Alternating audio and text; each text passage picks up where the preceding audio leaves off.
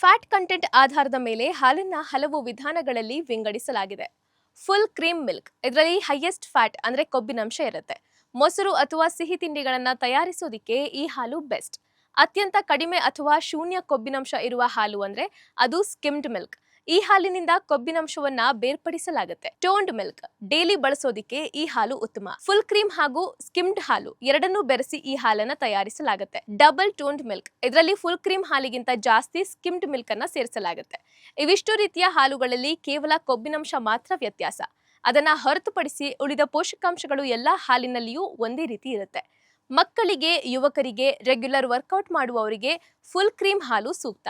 ಅದೇ ರೀತಿ wait management ನಿಮ್ಮ ಗುರಿಯಾಗಿದ್ರೆ ಟೋನ್ಡ್ ಮಿಲ್ಕ್ ಬಳಸಬಹುದು. ತೂಕ ಕಡಿಮೆ ಮಾಡ್ಕೊಳ್ಳೋದು ನಿಮ್ಮ ಗುರಿಯಾಗಿದ್ರೆ ನೀವು ಡಬಲ್ ಟೋನ್ಡ್ ಅಥವಾ ಸ್ಕಿಮ್ಡ್ ಹಾಲು ಸೆಲೆಕ್ಟ್ ಮಾಡಬಹುದು. ಹೃದಯದ ಕಾಯಿಲೆ ಇರುವವರು, ವೇಟ್ ಮ್ಯಾನೇಜ್ಮೆಂಟ್ ಕಡೆ ಹೆಚ್ಚಾಗಿ ಗಮನ ಹರಿಸುವವರಿಗೂ ಕೂಡ ಈ ಡಬಲ್ ಟೋನ್ಡ್ ಹಾಲು ಸೂಕ್ತವಾಗಿದೆ. 50 ವರ್ಷ ಮೇಲ್ಪಟ್ಟವರಿಗೆ ಸ್ಕಿಮ್ಡ್ ಮಿಲ್ಕ್ ಸೂಕ್ತವಾದ ಆಯ್ಕೆಯಾಗಿದೆ. ಅದೇ ರೀತಿ ನಿಮ್ಮದು ಸೆಡೆಂಟರಿ ಲೈಫ್ ಸ್ಟೈಲ್ ಅಂದ್ರೆ ಹೆಚ್ಚು ಹೊತ್ತು ಕೂತ್ಕೊಂಡೇ ಇರುವವರಾಗಿದ್ರೆ ಸ್ಕಿಮ್ಡ್ ಮಿಲ್ಕ್ ಒಳ್ಳೆಯದು.